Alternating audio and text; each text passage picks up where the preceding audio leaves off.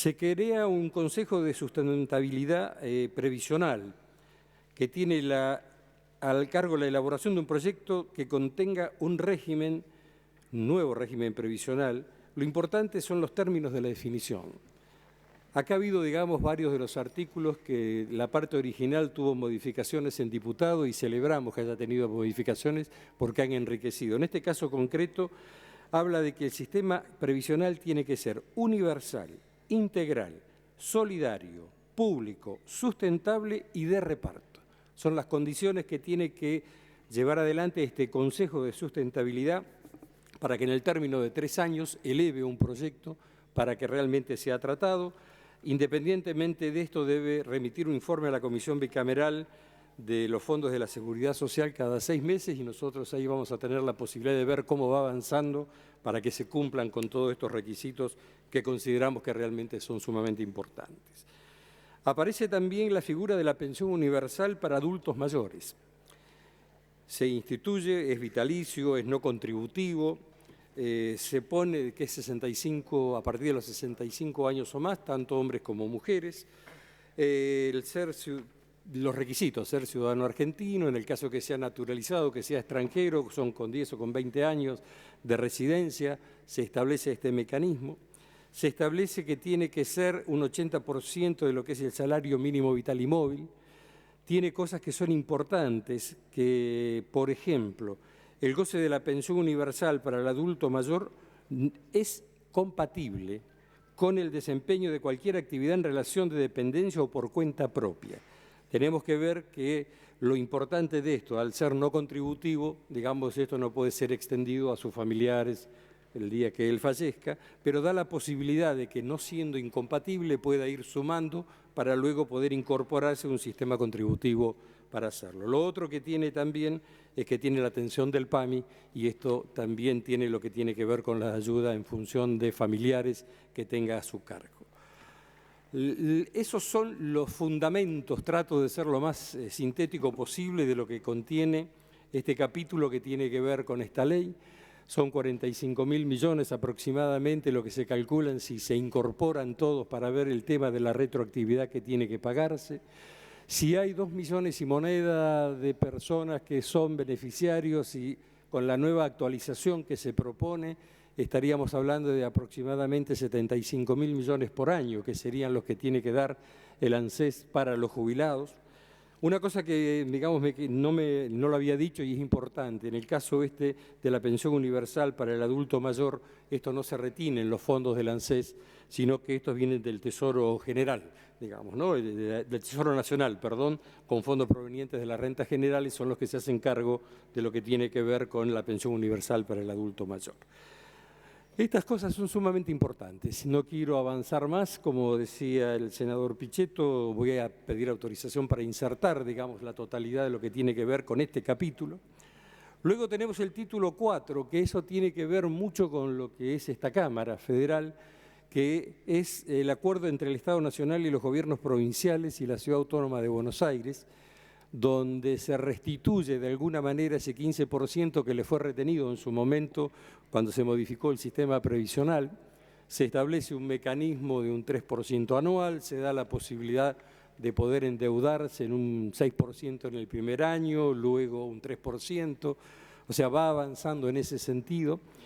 Y en esto quiero hacer una aclaración porque me toca muy de cerca. La única provincia que no ha adherido todavía es mi provincia, la provincia de Santa Cruz. Hay pendiente en la Cámara de Diputados provincial un proyecto que mandó la señora gobernadora para autorizar anexión a este convenio. No se ha hecho todavía, eso por supuesto. Voy a insertar también y voy a dejar, digamos, el proyecto de ley que ha enviado la señora gobernadora para avanzar en este sentido. Y debo decirlo porque es el único. Santiago había quedado afuera y fue una de las últimas provincias que se incorpora. Y por supuesto no están las 3 provincias que en su momento habían hecho el juicio y habían ganado a través, digamos, la presentación judicial. Ahora vamos a ir, digamos, tratando también de ser lo más sintético posible al régimen de sinceramiento fiscal, que sería el otro libro con sus correspondientes capítulos que tiene este proyecto de ley. Es un sistema voluntario, es excepcional, de la declaración de tenencias de moneda nacional, extranjera y demás bienes en el país y en el exterior. La tenencia de bienes se extenderá desde la entrada en vigencia de esta ley hasta el 31 de marzo del 2017. Podrán ser objeto tenencia de moneda, inmuebles, muebles. Cuando hablo de muebles hablo de acciones, participación en sociedades, derechos inherentes al carácter de beneficio de fideicomisos, etcétera, etcétera. Demás bienes en el país y en el exterior, incluyendo créditos y todo tipo de derecho susceptible de valor económico. Con respecto a que es una declaración voluntaria, también se contempla la posibilidad de que en el caso de derechohabientes o cuando hay sociedades, pueda una parte de la misma poder acceder a esto, no impidiendo el resto que puedan, digamos, anular esta posibilidad de poder hacerlo. Es decir, hay una parte que puede en una sociedad poder avanzar en esto y habrá otra parte, bueno, que tomará las decisiones que tiene que tener, pero en esto es importante. Y es importante también cuáles son los elementos mediante los cuales no se permite, digamos, este tipo de operaciones. No podrán ser objeto de declaración voluntaria excepcional, prevista en este artículo, las tenencias de moneda o títulos valores en el exterior que estuvieran depositados en entidades financieras o agentes de custodia radicados o ubicados en jurisdicción o países identificados por el Grupo de Acción Financiera, GAFI, como de alto riesgo o no cooperantes. Esto también es una limitación que se le pone. En caso de existir más, lo que había dicho, más de un derechohabiente, se puede, digamos, hacer este tipo de situaciones. Otra cosa importante también que se invita a las provincias y a la Ciudad Autónoma de Buenos Aires y a los municipios a adherir a este régimen de declaración voluntaria y excepcional, adoptando medidas tendientes a liberar impuestos y tasas locales de los declarantes hayan omitido ingresar en sus respectivas jurisdicciones. Es decir, también avanzar con el tema de las imposiciones tanto provinciales como municipales. Otra cosa importante es el artículo 51, que por eso viene, digamos, enganchado los dos proyectos metidos en un mismo proyecto de ley. El artículo 51 dice que el producido del gravamen establecido en el artículo 41 se destinará al ANSES para atender al Programa Nacional de Reparación Histórica para Jubilados y Pensionados y no deberá ser considerado a los fines del cálculo de la movilidad dispuesta por la Ley 26.417. O sea, tiene un fin específico y claro, todo aquello que puede ingresar de este blanqueo como habitualmente lo conocemos. Después tenemos también que se consideran comprendidos en el presente régimen las obligaciones correspondientes al Fondo para Educación y Promoción Cooperativa establecido en la 23.427 y también en aquellas que por ley 22.415, que es lo que tiene que ver con el Código Aduanero. El allanamiento y o en caso de desistimiento podrá ser o total o parcial y procederá en cualquier etapa o instancia administrativa o judicial según corresponda. Después tenemos que el beneficio, para poder avanzar, en este caso, la cancelación total mediante alguno de los planes de facilidad de pago que pueda disponer la AFIP, los que se ajustarán a las siguientes condiciones. Y esto es importante para el caso especialmente de lo que tiene que ver con pequeñas y medianas empresas. Un pago a cuenta equivalente al 5% de la deuda por el saldo de deuda resultante hasta 60 cuotas mensuales con un interés de financiación del 1,5 mensual. Se establece también un régimen de regularización de deudas por contribuciones patronales destinados a los estados provinciales y a la Ciudad Autónoma de Buenos Aires, que actualmente mandatan deudas con la AFIP. Se encuentren iniciando juicio o no por un plazo de 90 cuotas en un plazo de trabajo en conjunto entre los gobiernos provinciales y en el caso de la AFIP. Después también se pone algo que no es común en este tipo de procedimiento. Nosotros hemos vivido en nuestro país varios casos de blanqueos, de moratorias, y realmente, digamos, han sido herramientas que ha tenido que utilizar quien en ese momento ejercía la conducción del país para poder llevar adelante algunas situaciones, concretamente. En este caso se hace un beneficio para contribuyentes cumplidores. Se ha hablado en algún momento, y esto también lo comparto, que realmente estar al día y pagar es una obligación y todos deberíamos hacerlo. A uno le da, digamos, como una sana envidia cuando ve estas moratorias o cosas cuando uno ha pagado en forma regular, desde la actividad que le corresponde, pero de alguna manera no me parece mal, digamos, la posibilidad de que se avance en un beneficio para contribuyentes cumplidores. Exención del impuesto sobre los bienes personales por los periodos fiscales 2016, 17 y 18 inclusive.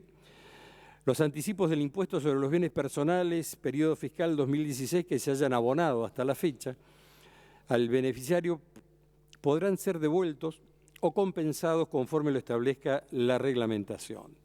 Y después también, digamos, las exenciones de impuesto a la ganancia aplicable a la primera cuota del sueldo anual complementario, correspondiente al periodo fiscal 2016, teniendo este mismo mecanismo, es decir, la devolución o acreditación en caso de que se hubiera, digamos, ya abonado.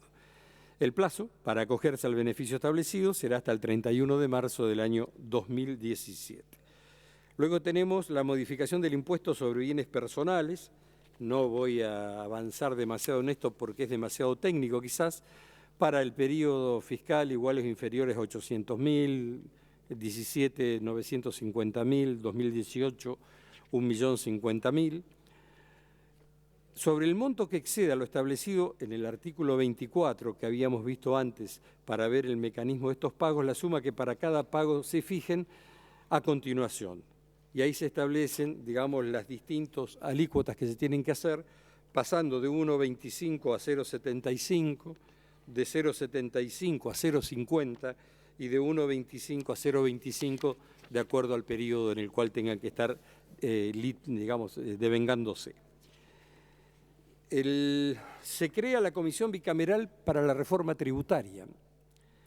En el ámbito del Poder Legislativo, este va a estar integrado por 15 diputados y por 15 senadores, con la representación proporcional que tiene cada una de las fuerzas dentro de lo que es el Senado y la Cámara de Diputados. La Comisión Bicameral, bueno, tiene un mecanismo para poder trabajar, tendrá también un artículo que faculta para solicitar al Poder Ejecutivo Nacional a través de la Jefatura de Gabinete y o Ministro de Hacienda, Finanzas y a los organismos de regulación y de control toda información que contribuya al logro de sus objetivos. O sea, tenemos un artículo que obliga a los miembros del Poder Ejecutivo a enviar las formas y la información que esta comisión les esté requiriendo para poder avanzar en poder tener nuevamente, digamos, un nuevo, como bien decía el título, la reforma tributaria que hace tanto tiempo que venimos diciendo, y ojalá que sea mucho más progresiva esta reforma tributaria que la que tenemos hoy en los impuestos en nuestro país. Senador Martínez, le voy pidiendo, tenemos 18 minutos ya. ¿Cómo no? Después vienen las disposiciones generales, donde... Perdón, le pido una interrupción al senador Pinedo. Sí, cómo no.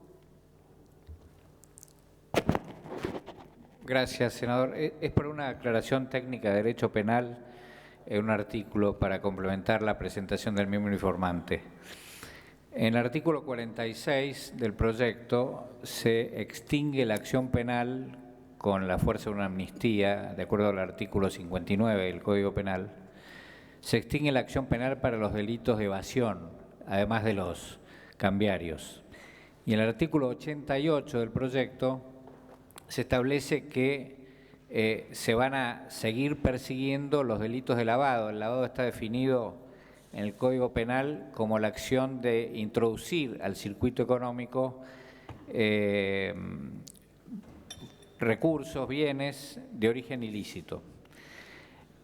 Por supuesto que se interpreta, y me parece que es importante por eso hacer uso de la palabra y dejarlo claro, que cuando se dice que se va a penalizar el lavado de dinero, eso está bien, pero al haberse extinguido la acción penal del delito de evasión, a ese efecto no debe considerarse como ilícito el dinero blanqueado, precisamente, que es la finalidad de la ley.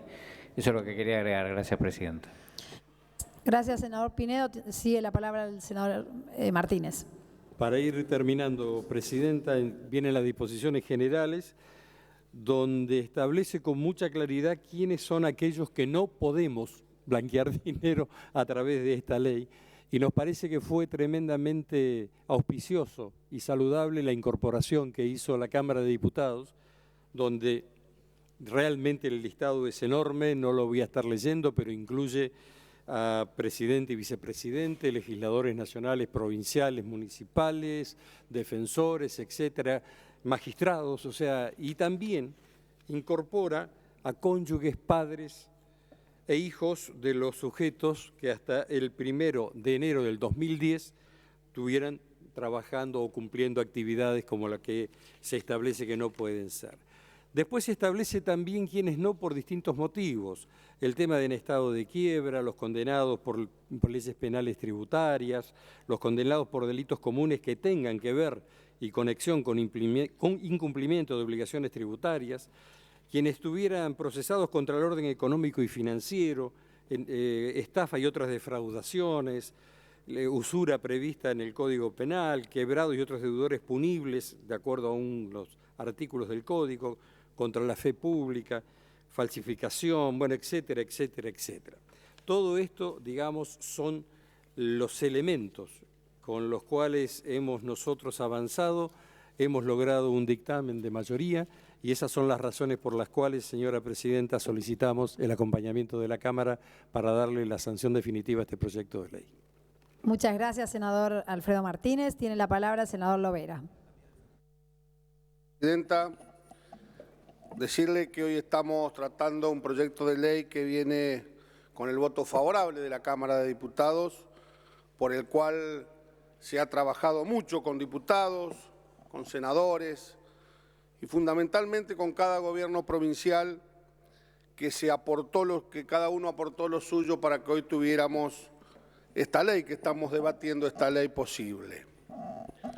Es un proyecto el que tratamos que pretende a grandes rasgos, bien lo decía el miembro preopinante, una reparación para nuestros jubilados, que también busca un blanqueo de capitales para poder hacer frente a esta reparación de los jubilados de nuestros adultos mayores, de las jubilaciones de nuestros adultos mayores, perdón, que también deroga, y esto también quiero remarcarlo, a partir de enero del 2019, el impuesto a la ganancia mínima presunta, que es un impuesto coparticipable, que crea una pensión universal a la vejez, que prevé también una reparación histórica para las provincias con la devolución del tan maltratado 15% que nunca se les debió quitar, también que compensa a aquellas provincias que se hicieron cargo del sistema previsional y no transfirieron las cajas y que no reciben aportes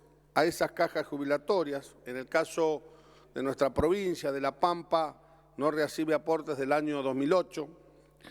Y para estos pagos ya atrasados comenzaron las auditorías, pero lo más importante es que a partir de esta ley los envíos se deberán realizar de forma y de manera automática. Quiero decir que trabajamos con mucho criterio, con mucha responsabilidad en nuestro caso y entre todos con distintos diputados nacionales y con gobernadores.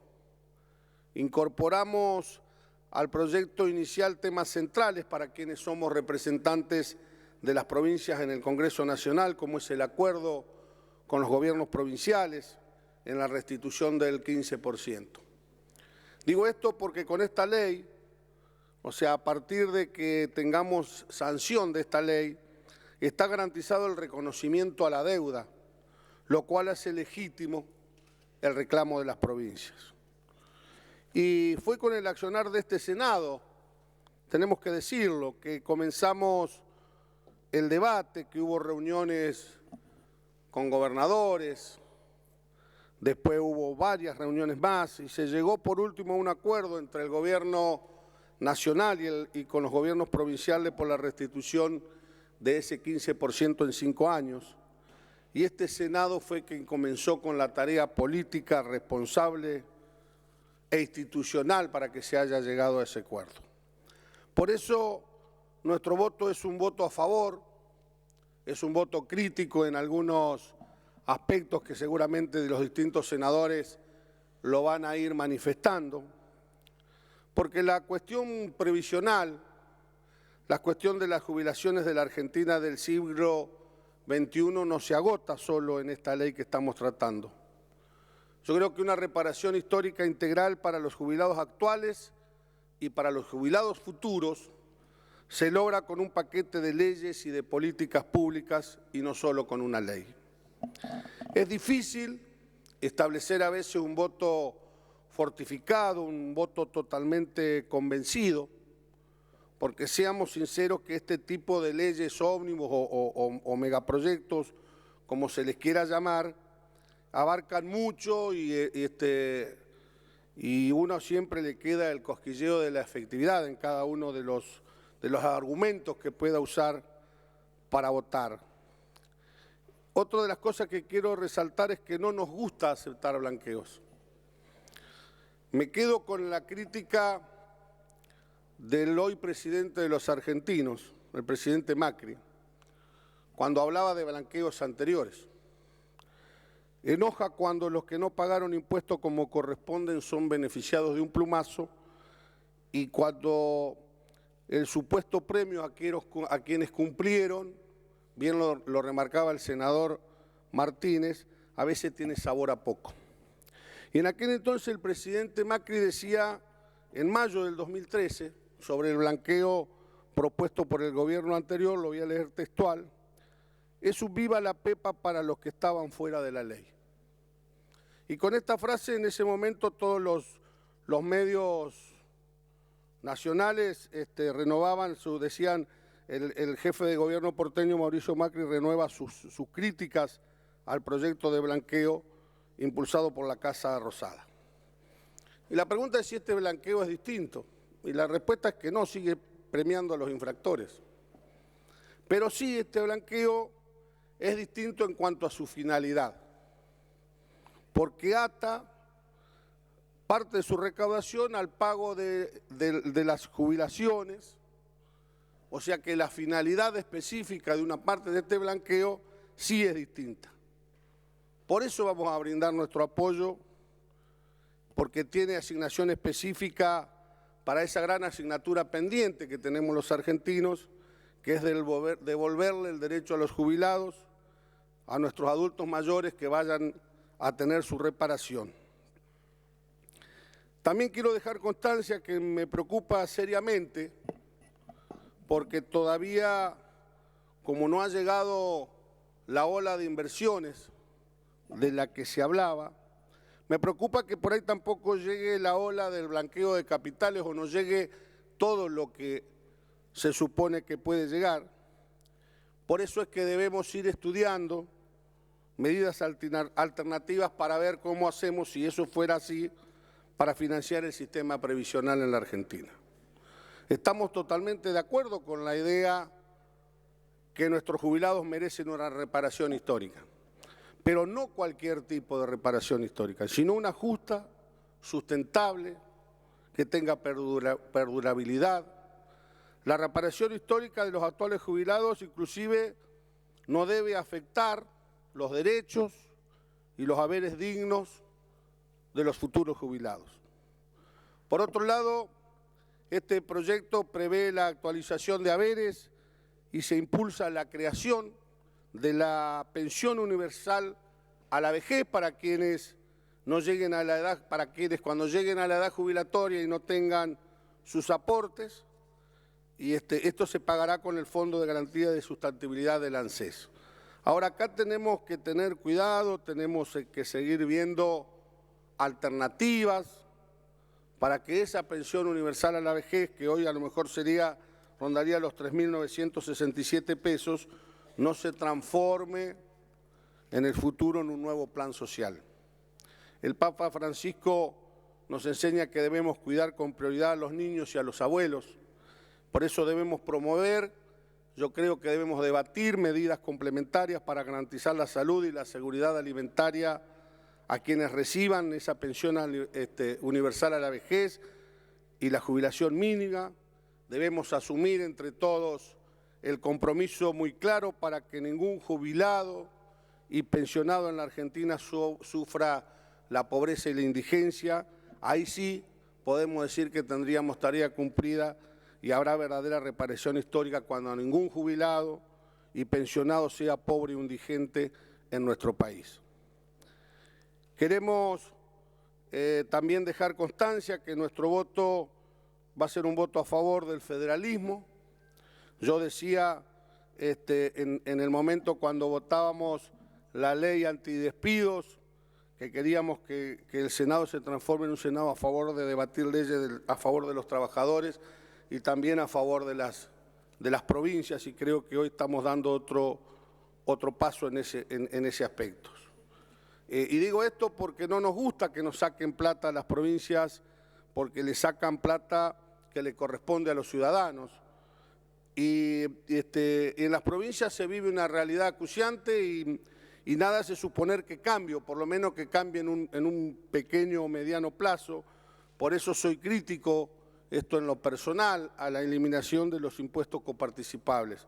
No coincidimos con eliminar la renta mínima presunta, no solo porque afecta a los intereses de la provincia de La Pampa y de las demás provincias, sino porque es un impuesto coparticipable que al derogarse beneficia a sectores económicamente más fuertes y no trae ninguna ventaja a los sectores más desprotegidos, que son los sectores que sí atienden cada una de las provincias. Y yo en la reunión del plenario de comisiones, cuando le pregunté a las autoridades del Poder Ejecutivo cómo pensaban compensar a las provincias, la respuesta fue que apostaban a la creación de esta bicameral para analizar una reforma tributaria, pero por un lado hoy estamos votando que en enero del 2019 ese impuesto no sea más coparticipable para ninguna de las provincias de la Argentina. Finalmente, señora Presidenta, y con esto termino, remarcar que el punto clave para nosotros, que somos los representantes de las provincias, es el ordenamiento financiero de los estados provinciales en el reconocimiento del Estado Nacional a la deuda. Remarcar que a partir de la ley convenio que vamos a votar hoy, el reconocimiento legal al 15% para las provincias ya no se va a poder discutir. Así que con estos fundamentos y con los fundamentos que van a dar seguramente el resto de los senadores y senadoras, decirles que nosotros vamos a votar positivamente el proyecto en tratamiento. Gracias, señora Presidenta. Gracias, senador Lovera. Bastante bien con el tiempo, solamente un minuto más. Senadora Sagnum.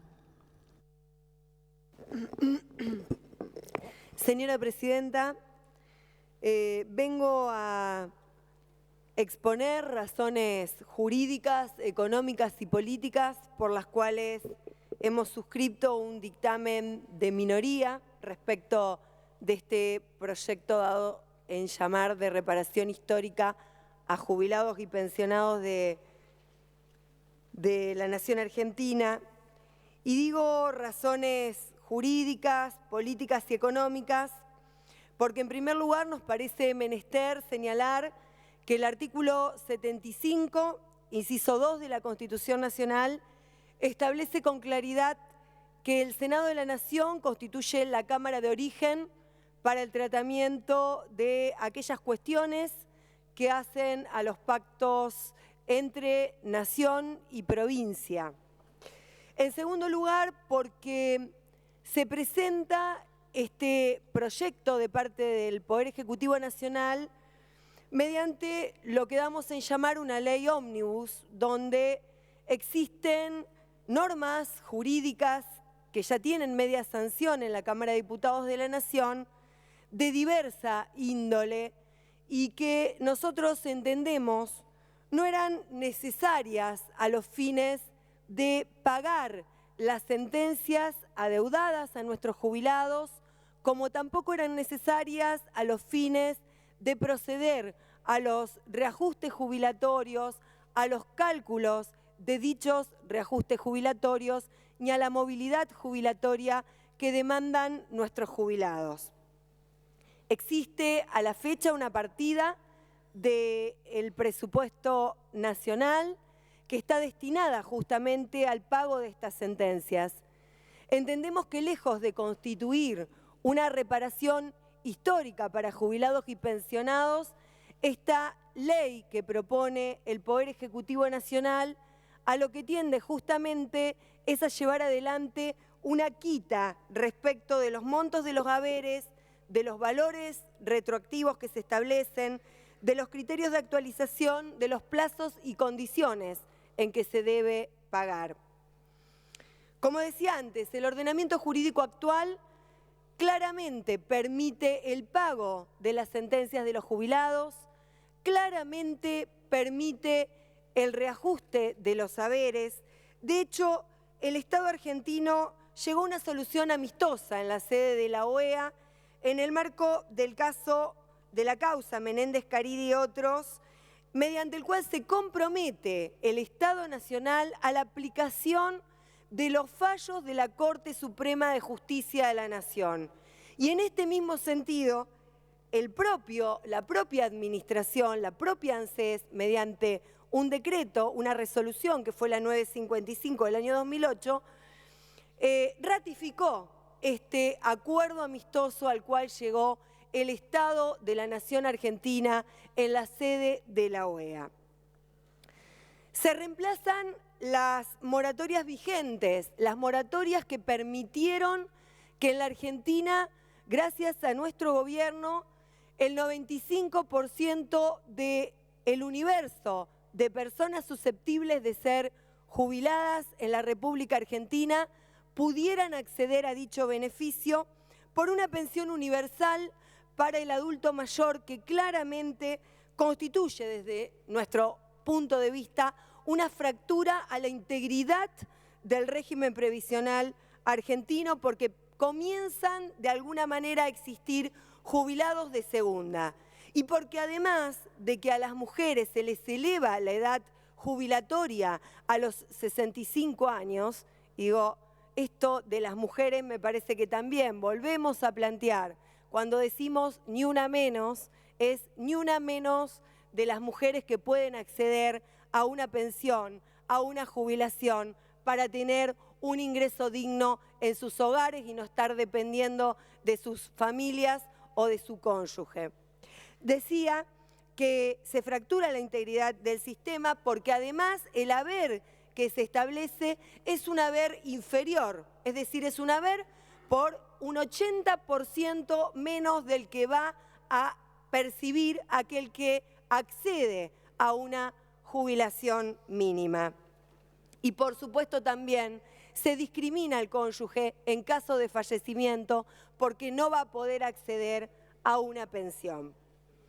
Nosotros proponemos una comisión bicameral para la elaboración de un proyecto de ley para la sanción del Código de Seguridad Social en la Argentina, porque entendemos que los derechos de los adultos mayores deben estar compilados en un código donde se respeten los derechos de este sector social tan importante para nosotros y también planteamos que dentro de ese código se deben establecer con claridad algunas de las cuestiones que para nosotros son principios indelegables, que constituyen a un sistema de previsión que debe ser público, solidario y de reparto. Esto constituye una característica para nosotros irrenunciable porque estamos viendo aún las grandes discriminaciones que existen en el sistema, por ejemplo, con el universo de aquellos jubilados que accedieron a las rentas vitalicias y que hoy se ven absolutamente perjudicados y que no están contemplados en esta ley ómnibus que envía el Poder Ejecutivo Nacional. También queremos decir que se desarma el Fondo de Garantía de Sustentabilidad creado por el Decreto 897 del año 2007. Este fondo de garantía que para nosotros es tan importante y que constituye una herramienta de desarrollo económico. Se lo vacía y se lo extranjeriza, porque otra vez se permite que se puedan liquidar sus activos para cubrir el flujo mensual de gastos o, como diríamos vulgarmente, para utilizar en gastos corrientes. Se deroga la ley 27.181, que era la ley que requería los 2/3 del Congreso Nacional a los fines de poder realizar la liquidación de esos activos y por supuesto, y me parece que acá está la gran reparación histórica que propende el Poder Ejecutivo Nacional, se reduce la participación accionaria en las empresas en las cuales el Estado comenzó a poder dictaminar, comenzó a poder controlar a partir de la década pasada con la participación mayoritaria de acciones. Esta es la reparación que hoy se produce, la reparación a un sector económico que viene haciendo lobby desde hace mucho tiempo, que nuestro gobierno no cedió oportunamente a esas presiones, pero que sin embargo hoy se les permite esto. Y para eso quiero plantear algo que dijo, porque no son casuales las declaraciones del ex ministro de Desarrollo Económico de Macri y ex gerente de Máxima FJP, actual ministro de Producción, Francisco Cabrera, dijo que proponía subastar el Fondo de Garantía de Sustentabilidad en pedazos para que entren fondos de pensión del exterior. Esto, ni más ni menos, es claramente volver a lo que fue oportunamente la capitalización, lo que fueron las AFJP y el daño tremendo que ello le causó a nuestros adultos mayores. Digo que también se pone en riesgo la sustentabilidad del sistema con las políticas económicas que se están llevando adelante, porque claramente la movilidad jubilatoria queda atada al mercado laboral, porque este es un régimen solidario, el que nosotros, teníamos, era un régimen solidario, y la verdad que este régimen solidario se basa justamente en la solidaridad intergeneracional entre activos y pasivos. Los actuales activos en el mercado laboral son aquellos que sostienen a los pasivos. Con las medidas económicas que se han tomado a partir del 10 de diciembre, claramente se han producido despidos que afectan el mercado laboral y que afectan la sustentabilidad de un sistema solidario, que es el que nosotros defendemos. Además, por supuesto, con la retracción económica que se está produciendo a través de la propia inflación, que por supuesto genera un detrimento importante en los salarios, claramente se sigue perjudicando esa sustentabilidad en el sistema. Queremos ratificar la devolución a las provincias del 15% de la coparticipación. Nosotros estamos convencidos, y así lo hizo nuestra presidenta antes de culminar su mandato el 10 de diciembre, que fue la de acatar una sentencia, que fue la sentencia de la Corte Suprema de Justicia de la Nación en cuanto a la restitución de ese 15%, y también lo que establecen los fallos de la Corte respecto de ese porcentaje del 1,9% de actualización. Para finalizar y no extenderme en el tiempo y por lo que hemos acordado previamente, quiero hacer una referencia también al tema del blanqueo. Durante los primeros 4 meses del gobierno de Mauricio Macri se han producido una fuga de divisas de 6.200 millones de dólares. Este blanqueo que se pretende, evidentemente, tiene como finalidad el de poder ingresar esa lluvia de dólares que nos habían prometido cuando mandaron al Congreso la ley para pagarle a los fondos buitres, las inversiones que iban a llegar con el levantamiento exitoso del cepo que existía en nuestra economía. Pero evidentemente, y en este sentido me parece que tenemos que hacer algunos números, debemos plantear que la deuda a los jubilados asciende a 220.000 millones de pesos aproximadamente, a razón de 300.000 juicios a un promedio de 300.000 pesos más el 50% de actualización de haberes para 2,5 millones de jubilados. ¿De dónde van a salir estos recursos? Si se presume que el blanqueo permitiría 45.000 millones de pesos y considerando lo destinado en el presupuesto de 12,5 millones de pesos, aún estarían faltando 150.000 millones. ¿Se van a blanquear en la Argentina 150.000 millones a raíz de esta ley? Nosotros entendemos que este blanqueo, que no excluye a familiares de funcionarios, viene atado también con lo que ha ocurrido con los Panama Papers, con los fondos que existen en las Bahamas, en Panamá, que se violenta lo establecido en la Convención de las Naciones Unidas y la Convención Interamericana contra la Corrupción, en un momento donde todos los países del mundo están planteando, la gran mayoría de los países del mundo están planteando una persecución muy fuerte respecto de aquellos delitos económicos y financieros que terminan sumiendo en la pobreza a nuestras sociedades y debilitando las democracias. Senadora, ya vamos por 13 minutos. ¿Me cierra? Para terminar, no se alientan las inversiones productivas ni de la construcción, que son dinamizadoras de la economía y multiplicadoras de la actividad económica, y se produce un absoluto desmantelamiento de la UIF.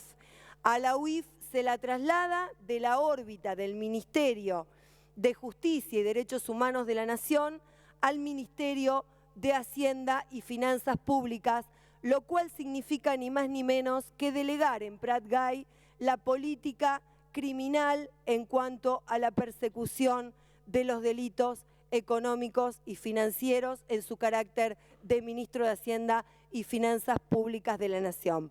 Por todos estos fundamentos, por todas estas razones, no vamos a acompañar el proyecto que ha elevado el Poder Ejecutivo Nacional y que cuenta con media sanción de la Cámara de Diputados de la Nación. Muchas gracias. Gracias, senadora Sagnún. Tiene la palabra senadora Jiménez.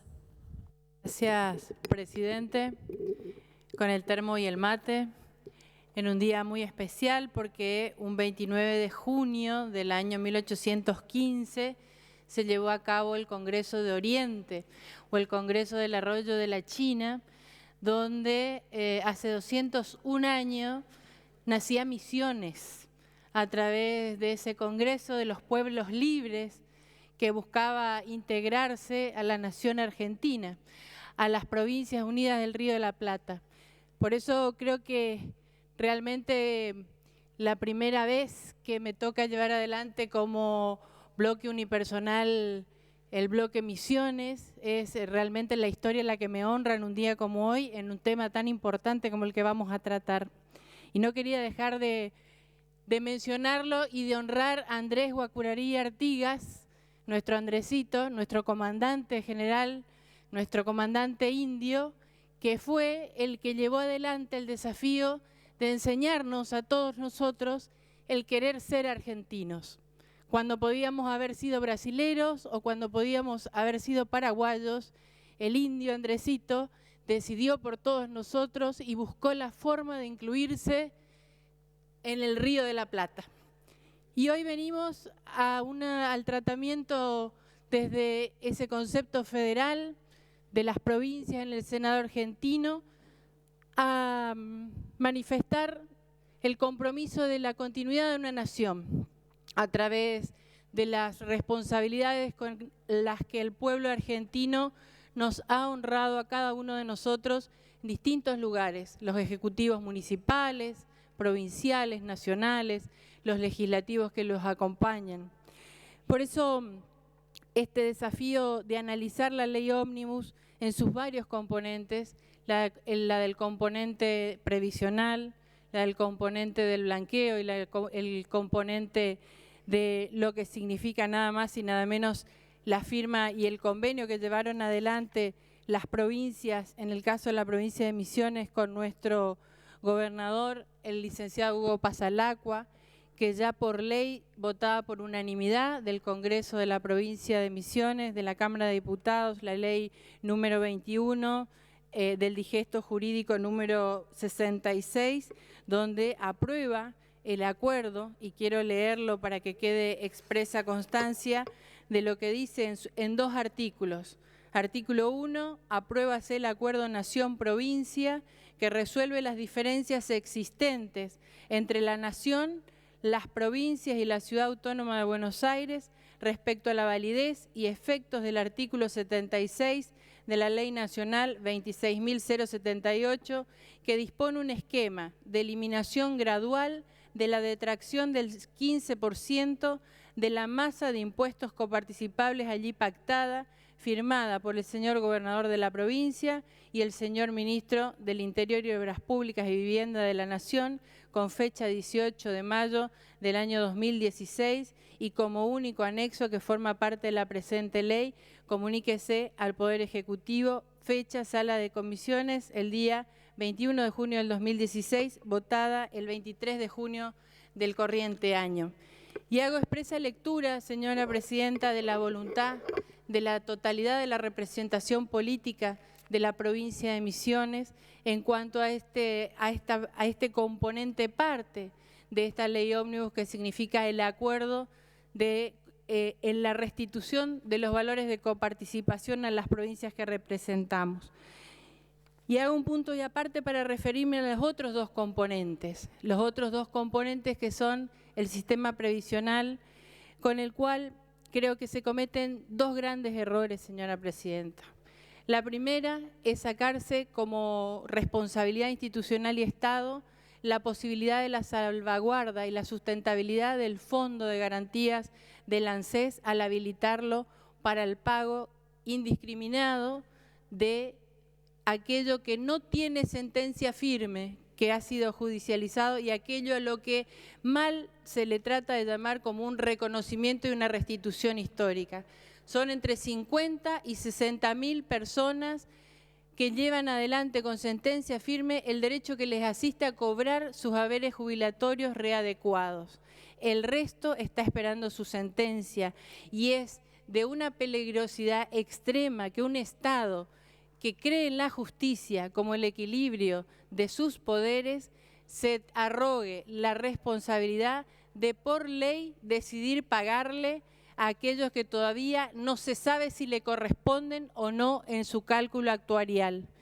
Y la otra instancia es aquellos que ni siquiera han presentado una solicitud de readecuación de haberes, o en esa definición, aquellos que ni siquiera cree que les corresponden, y sin embargo el Estado toma la decisión argentina a través de este proyecto de ley, por iniciativa del presidente Macri y los equipos que le acompañan, de decir: nosotros vamos a hacer una readecuación jubilatoria para todos, 2.400.000 personas, y para ello vamos a habilitar la apertura del Fondo de Garantía del ANSES, que va a producir, sin lugar a dudas, en un futuro no muy lejano, un proceso de falta de sustentabilidad, de falta de financiamiento de las próximas jubilaciones. Hoy pagaremos a los que les corresponde legítimamente, mañana no sabemos con qué vamos a pagarle.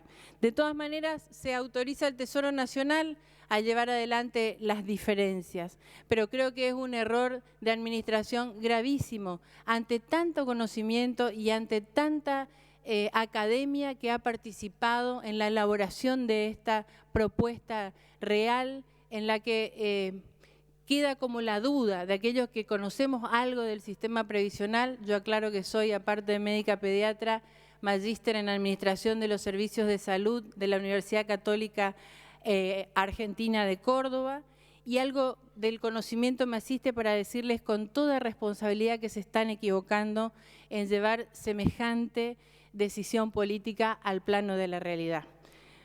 En la instancia de lo que significa el blanqueo, y lo decía recién el senador Pinedo en su intervención para una aclaratoria en lo que significa la reforma del artículo 45, habla claramente de una instancia de perdón o de alguna manera de habilitación a que aquello que fue delito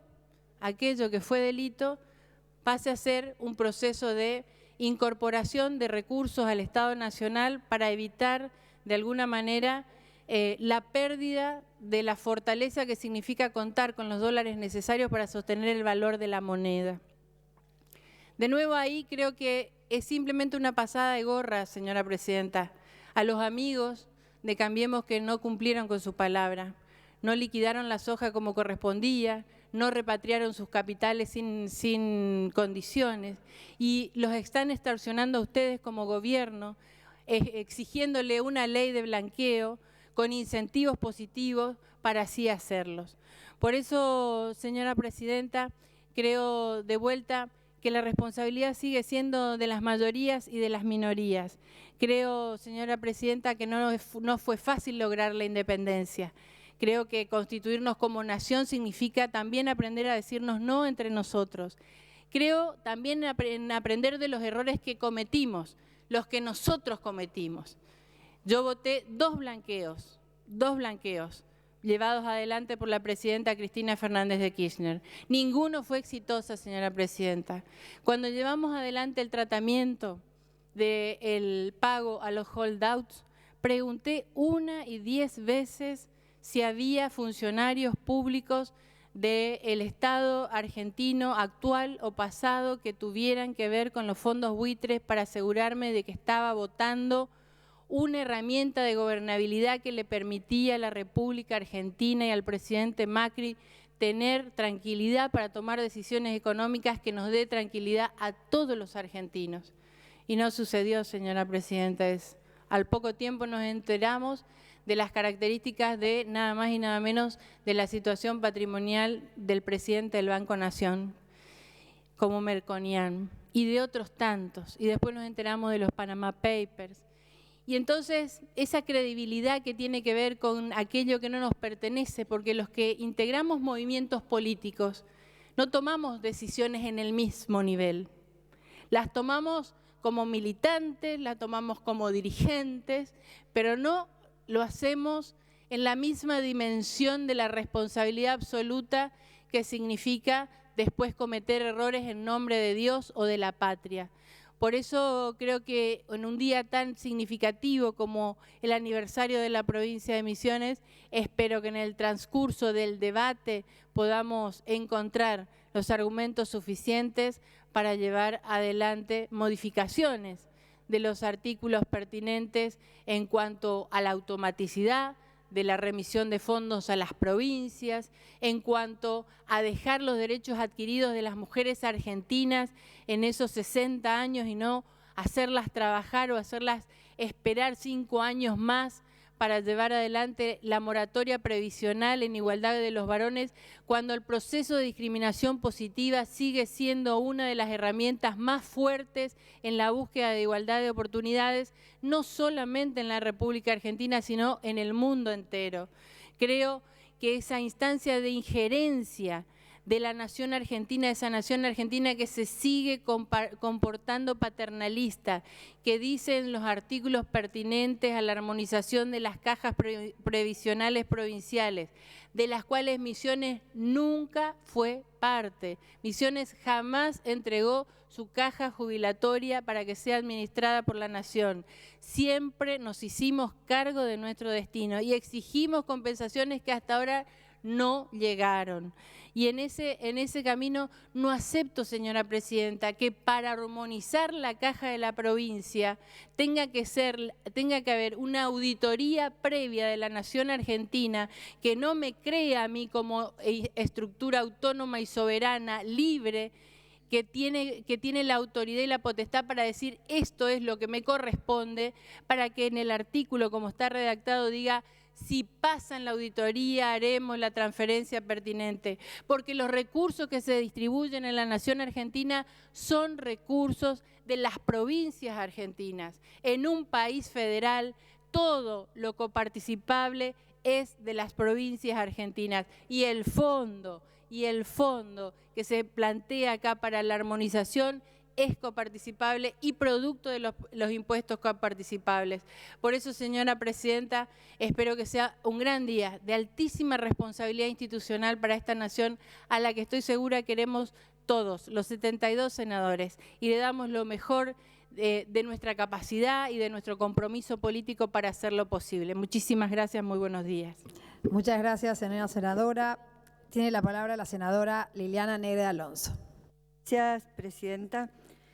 Bueno, esta es una ley ómnibus, como se dijo acá. Algunos se refieren a la armonización de las cajas provinciales, a la ratificación de los pactos con los gobernadores respecto al 15%, Otros le dan más importancia al blanqueo, algunos hablan de moratoria, otros hablan de visibilización de fondos. Bueno, yo voy a tratar de profundizar en este poquito tiempo que tengo fundamentalmente sobre el tema de los jubilados, ¿no es cierto? Esto es una lucha, una historia de luchas, de marchas y contramarchas. En el año 1877 se creó el primer sistema de jubilación de los jueces federales. Después, cuando hablamos de la historia, rápidamente, en el 16 y en el 30, dieron cobertura previsional los presidentes Irigoyen y Marcelo T. de Alvear. Pero en realidad fue con el general Perón, en el año 1943 en adelante, donde las cajas fueron integradas en forma tripartita, empleadores, trabajadores y los estados. Y fue casualmente en agosto del año 48 que nuestra compañera Eva Duarte de Perón, siendo presidente el general Perón, le entregó la Declaración de los Derechos de la Ancianidad y dijo en su discurso: los ancianos eran los últimos olvidados después de los trabajadores, las mujeres y los niños. Y así se plasmó como una primera reivindicación y después, posteriormente, por supuesto, se fue extendiendo a todos los sectores. El presidente Frondizi estableció el 82% móvil y con posterioridad a esto vino el famoso desfinanciamiento, vino la dictadura de Onganía y el desfinanciamiento posterior de las cajas de jubilaciones que hizo imposible el cumplimiento de ese 82% móvil. Ahora, el Papa Francisco también nos vive alertando sobre esto, sobre el tema de los adultos mayores, y quiero, con su permiso, leer una frase de las últimas que ha dicho. Es feo ver a los ancianos descartados. Es una cosa fea, es pecado. No nos atrevemos a decirlo abiertamente, pero se hace. Hay algo vil en acostumbrarse a la cultura del descarte, pero nosotros estamos acostumbrados a descartar a la gente. La verdad, señora presidenta, que nuestros abuelos, nuestros padres son los descartados del sistema. Hace muchos años que ocupo esta banca y hace muchos años que vengo reclamando. Voté el 82% móvil, que la señora presidenta lo vetó esa misma noche. Nosotros lo votamos en base a un estudio muy profundo que había hecho el senador Berna, que se sentaba en esa banca, y su equipo.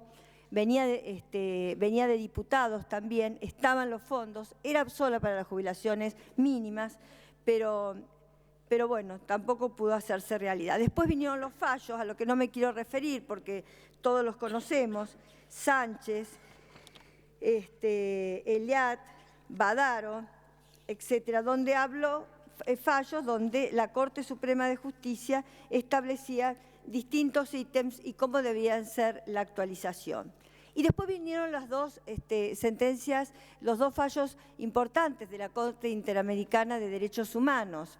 Uno, el caso de 5 ancianos contra Perú, y el otro es el caso argentino, que lo mencionó acá una de las colegas preopinantes, caso Menéndez con Argentina, donde la Argentina se comprometió a no deducir más recursos extraordinarios.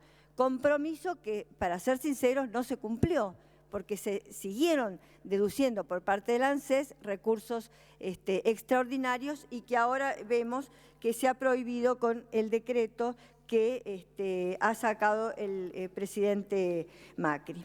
Entonces, en esto, ¿desde qué se ha hablado en estas jurisprudencias de la Corte Interamericana de Derechos Humanos? Se ha hablado de plazo razonable para llegar al reconocimiento de los derechos de los adultos mayores, de los sistemas previsionales. Se ha hablado de respeto al derecho a la propiedad y se ha hablado también de garantías en el acceso a la jurisdicción.